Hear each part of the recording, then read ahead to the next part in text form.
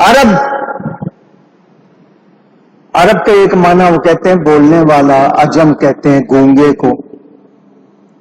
وہ عرب اپنی زبان پر بڑا ناز کرتے تھے، ان کو فخر تھا کہ ہم عرب ہیں، ہمارے سامنے کوئی بول نہیں سکتا. وہ اپنے سامنے کوئی لوگوں کو گونگا کہتے تھے، عجمی، ہم عربی ہیں، بولنے والے. فصاحت، صفائی ستھرائی ہماری زبان. نبی کریم صلی اللہ علیہ وسلم نے جب قرآن پڑھا ان کے سامنے،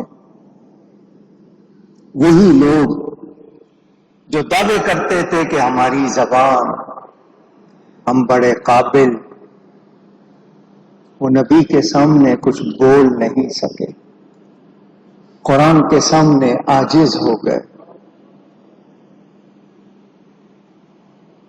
سنا انہوں نے، مگر کسی نے کہا کہ یہ جادو ہے، کسی نے کہا کہ کوئی ان کو آ کے لفظ بتا جاتا ہے، کوئی پرانی کتابیں ان کے ہاتھ لگ گئی ہیں، قرآنوں کا کوئی ذخیرہ.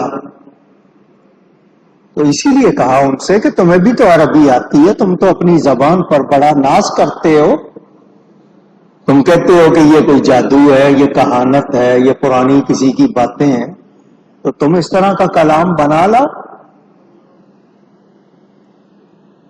تو ماننا پڑا کہ یہ انسان کا کلام، قول بشر نہیں، یہ رب کا کلام.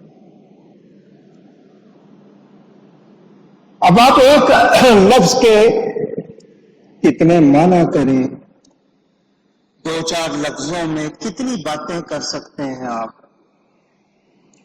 تجربہ کرتے ہیں.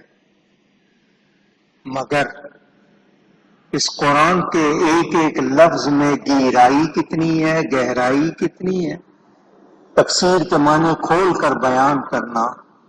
تفسیریں لکھنے والوں نے 600 جلدوں میں، 600 جلدوں کا مطلب لاکھوں صفحے لکھ دیے تفسیر میں، پھر بھی کہا کہ حق ادا نہیں ہو سکا. یہ باتیں میں آپ کو قرآن کے حوالے سے کیوں بتا رہا ہوں کہ آپ کے ذہن میں ہو کہ یہ اللہ کی بھیجی ہوئی کتاب، اللہ کا کلام ہے، جس میں کوئی شک شبہ